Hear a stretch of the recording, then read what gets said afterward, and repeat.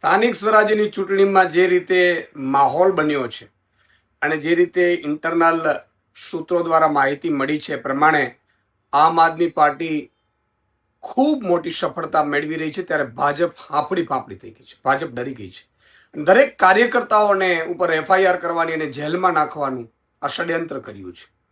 એટલું નહીં, અમારા લોકપ્રિય ધારાસભ્ય ગોપાલભાઈ ઇટાલિયાને પણ ધરપકડ કરવાનું જે રીતે સૂત્રો તરફથી માહિતી મળી છે પ્રમાણે ષડયંત્ર રચાયું છે.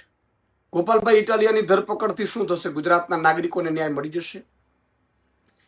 ગોપાલભાઈ ઇટાલિયાની ધરપકડ કરવાનું જે ષડયંત્ર કર્યું છે ભાજપે, તમને ખબર છે ગોપાલભાઈની કેટલી લોકપ્રિયતા છે?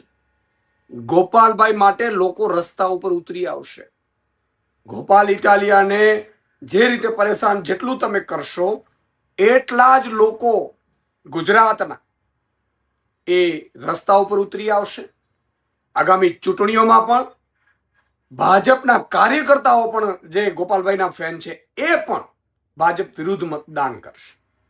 ગોપાલભાઈ ઇટાલિયાની ધરપકડના જે ચક્રો ગતિમાન થયા છે, સ્પષ્ટપણે કહેવા માંગુ છું ગુજરાતની જનતાને, મિત્રો, આ લોકો અત્યાચાર કરશે, અમને જેલમાં નાખશે, જેલમાં લાઠીઓ વરસાવશે, દંડાઓ મારશે, પરંતુ અમે તમારા માટે લડીએ છીએ એટલા માટે આ બધા ખેલ કરે છે.